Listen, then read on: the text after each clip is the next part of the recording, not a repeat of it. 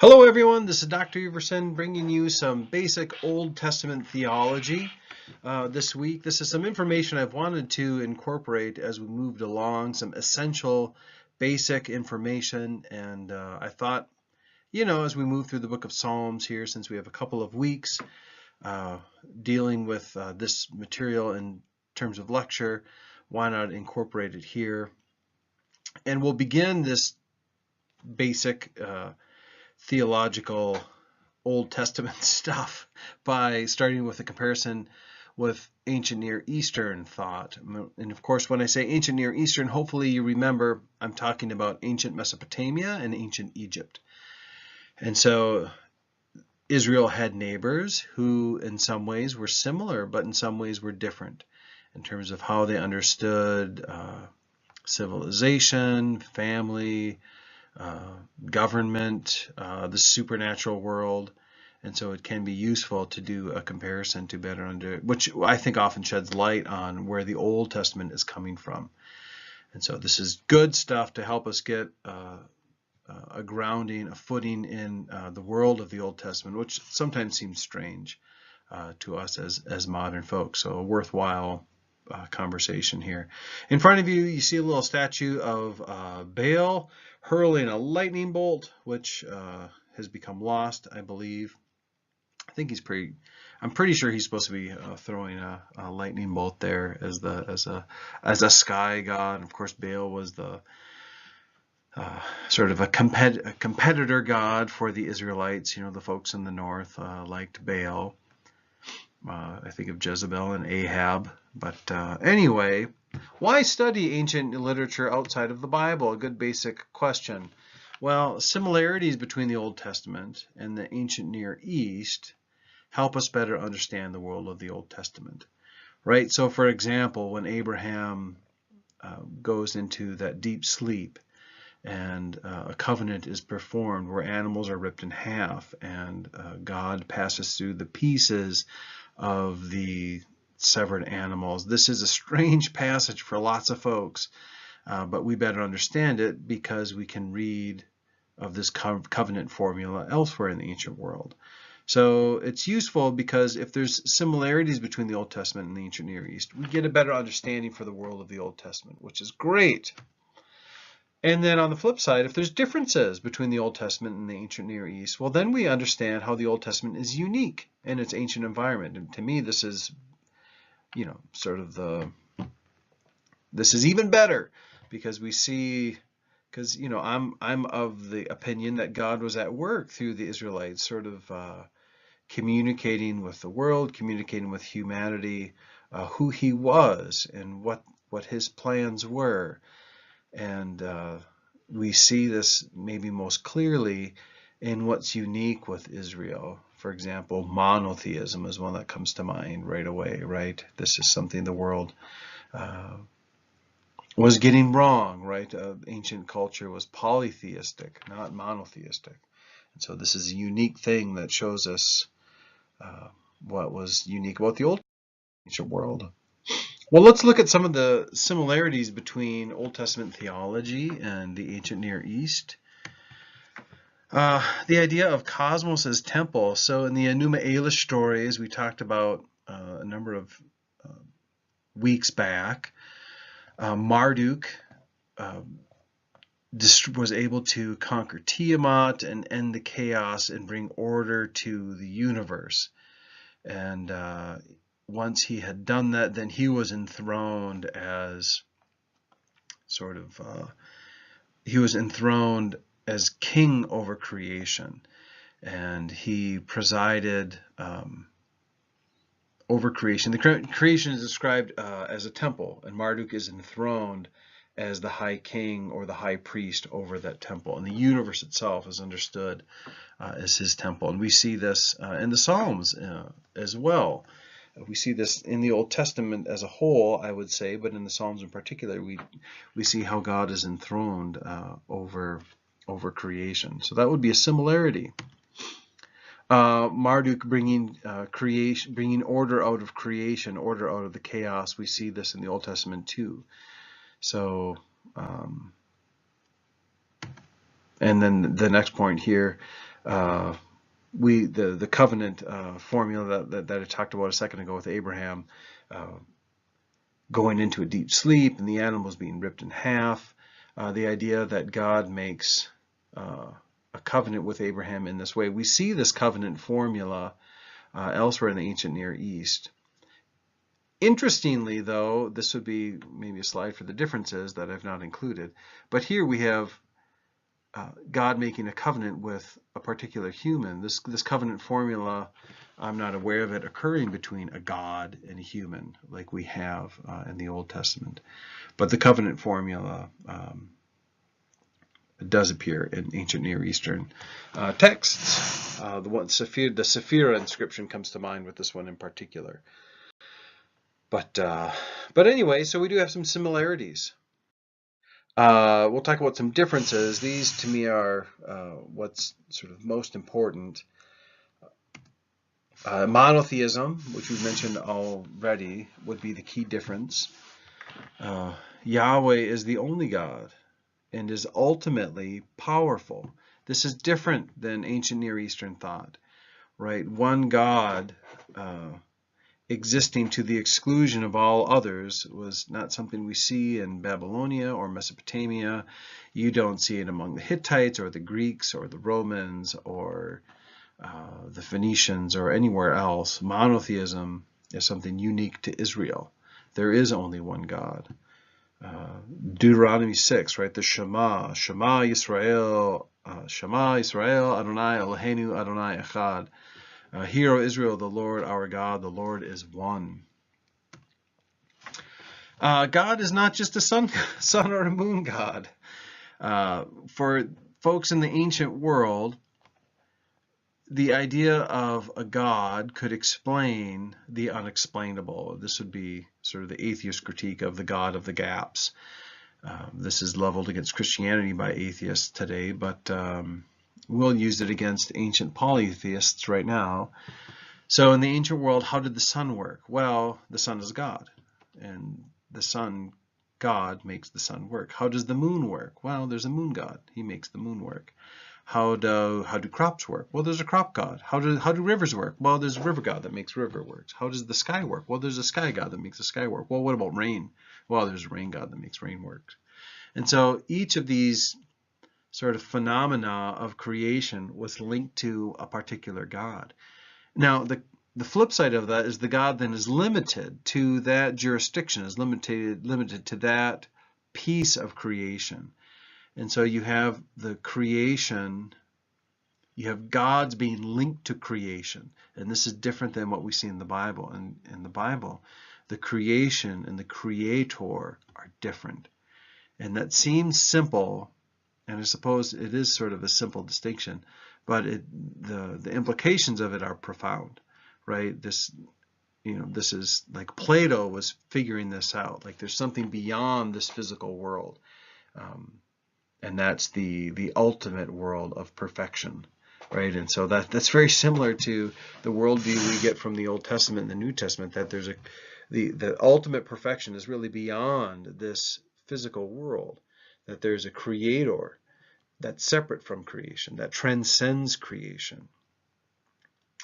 Okay, the Old Testament God is good and unchanging. This is something unique as well. You know, for polytheists, they couldn't always trust their gods, right? The pagan gods could be jerks, right? You can't trust, well, Zeus comes to mind as being a jerk, right? Zeus might steal your girlfriend and carry her away and, assault her in one way, shape, or form. Zeus could be a jerk. And in fact, Greek authors in the Hellenistic period were sometimes embarrassed by the writings of Homer and how the gods were portrayed. Like they looked down morally on the behavior of Zeus and the other gods. Of course, in Norse mythology, Odin, where we get the day Wednesday, right? Wednesday's named after Odin, Woden's Day. It's why there's a D in it. You can't trust Odin. He's a jerk. He might be content to have you suffer and die for his glory. And the Old Testament God is not described in those terms. Yahweh is not described in those terms. God God of the Old Testament is holy and just and merciful and loving, and that's different than what we see from gods in the ancient Near East. Yahweh is self-sufficient. This is also an important distinction. The God of the Old Testament, Yahweh, he doesn't get hungry. He doesn't get thirsty. Maybe you remember when we talked earlier about Atrahasis, in the story of Atrahasis, the Mesopotamian story of Atrahasis, there's a man named Utnapishtim who survives the flood. And when Utnapishtim finally survives the flood and is the only human left, he makes sacrifices, and the gods swarm down on the sacrifices like flies because they were so hungry. They hadn't eaten in so long because they killed off all of humanity. The God of the Old Testament doesn't eat. You'll see language in the Old Testament books where God enjoys the smell of the sacrifice. Right, like I enjoy the smell of barbecue. It has to be the same smell for God, right? God enjoys that smell of the roasting meat, but he doesn't eat it. He doesn't need to be fed. And one of the differences then is the God of the Old Testament can't be manipulated, right? There's this Latin phrase, do ut des, D-O-U-T. D-E-S, 3 words, do ut des. I give in order that you may give, is the Latin phrase. And this characterizes sacrifice in the ancient world. People would give to the gods so that the gods would give to them. And the gods need it. They need those things. And so it will be a this for that, sort of a quid pro quo kind of a thing. And the God of the Old Testament doesn't work that way. We give offerings to God, or they would give offerings to God in the Old Testament, not because God was on the hook and he would give them something, but because it was good. It was a good thing to do. That was something God was worthy of, and it was a good thing to do, but it didn't guarantee you that you would get what you would want. And so praise then becomes something different. Praise becomes something you give out of love. You give out of this relationship between your holy God and yourself, not because you're trying to manipulate the God, but because you do it for altruistic reasons. And that's really wonderful, and that's that's the nature of love. And so this idea of relationship, I think, is tied into this idea that God is self-sufficient and he doesn't need things from us. We do it because we want to. It's like, my wife doesn't want me to go to the thing. She wants me to want to go to the thing. And this is why we praise God, not because we have to or we're doing it to get something out of it. We do it because we want to. And you see those roots all the way back in the Old Testament. Requirements of the deity. Yahweh has moral expectations. Yahweh's moral expectations are given in the law.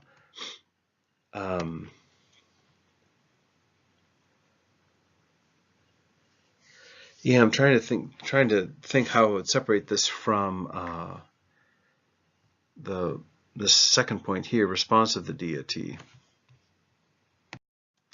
Yeah, okay, so requirements of the deity. In the ancient world, say if you lived in ancient Mesopotamia, you would cultivate grain from the ground and then you bring it to the temple cult. So the temple cult and cultivation go hand in hand. You would bring your grains to the priests, and the priests wouldn't necessarily care about how you were behaving morally. How were you treating your father? How were you, you think of all the different moral laws that you have within the Old Testament. They're not concerned about those things. They're more concerned about keeping sort of the system going of bringing resources to the temple priesthood. But in the Old Testament, we have these personal moral expectations that are given in the law. And so how you treat your parents, how you treat your children, how you treat the poor, how you treat widows, all of these things are found within the law. And so there's personal moral expectations that are given to the Israelites. And these sorts of things you don't see in ancient Near Eastern texts. And then this one is, to me, is the most unique, the idea of sincerity. In Amos, we haven't gotten to the prophets yet, but in Amos, he says, the Lord says through the prophet, I don't want, he's not interested in their festivals, he's not interested in their offerings because of the crookedness of their heart or the depravity of their heart. Inwardly, they're wicked, and they've been cruel to the poor, and they've not behaved how they should, and yet they want to bring offerings to their God, and God's not interested because he wants worship to be sincere. And in my mind, this is linked to our inner thoughts, right? God is concerned about who we are inwardly when we do outward actions. And so inwardly they were corrupt, so he wasn't interested in their outward signs of obedience. And I think you can see this all the way back in the 10th commandment. The 10th commandment is to not covet. And that's sort of a thought crime, right? What does covet mean? It means to really want something. And way back in the Old Testament, we see this law of not really wanting something. Don't want it really bad. So, and how do you enforce that? It's a law that you can't exactly enforce, but it's something that you read and you have to take on a personal level and work on inwardly. And so we see, and I guess this is sort of 5 and 6, it's a personal moral expectation that requires sincerity of heart, and this is what the God of the Old Testament is interested in. And I just think this is light years ahead of what we see in other religions from the ancient world. And it has direct bearing on how we understand God and our relationship with God today. Incidentally, the picture you see on the screen there is the temple from the days of Jesus, right? This is actually at a hotel in Jerusalem. If you ever go there, you can visit this little model. It's small, right? You could walk through it and you would look like Godzilla because you'd be a giant. But anyway, that whole description of the temple and what it looks like is found in the writings of Josephus, the 1st century Roman historian, who was a Jewish author writing for the Romans. Okay, moving here, some theological basics of the Old Testament. God is creator. He brings order from disorder. He's continually engaged in creation. He's not the divine watchmaker as Newton understood him to be as a deist. So he's continually engaged, sort of holding creation together. We have the fall in the Old Testament, right, where things began well. They began, each day of creation, God said it was good. When he created humanity, he said it was very good, and then things fell apart. And creation as God's abode had become desecrated, and this destroyed the family relationship we held with God. And so then there's a step towards redemption and recovery, and this is first done through the covenant. Covenant begins with Abram, who of course is renamed as Abraham, and he gives up his family, his religion, his civilization to travel to a foreign land, and there he is given the promise of progeny, property, and prosperity, or offspring, a land, and wealth and fame is promised to him. And this isn't the solution, but it begins the process of a relationship with God. And so sort of the path to ultimate salvation begins, although it's not completed with Abraham. Also the idea of sanctuary, or God's presence, we see within the Old Testament. The tabernacle, of course, is something that was prescribed to Abraham, or it's found within the Old Testament. It's something that was built and used until the time of the temple, which comes in the days of Solomon. And through this we see God dwelling among his people, which is a powerful idea. You know, the church I serve at here, it's called Emmanuel Baptist, and Emmanuel means God with us. And that's a powerful idea in the Old Testament, that in a special way God dwells among the people, whether it was through the tabernacle or the temple, but he was with them, among them. And in the New Testament we see this idea continued, that God is present within the body of believers. And also the word, Paul in Corinthians, Paul uses the word temple corporately, but also individually, that God is somehow mysteriously maybe present within each one of us. Which is really a wonderful idea.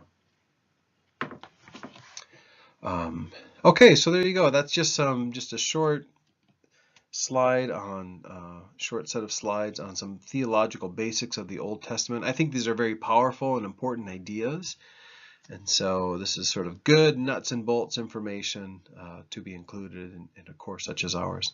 Okay, hope you're all doing well.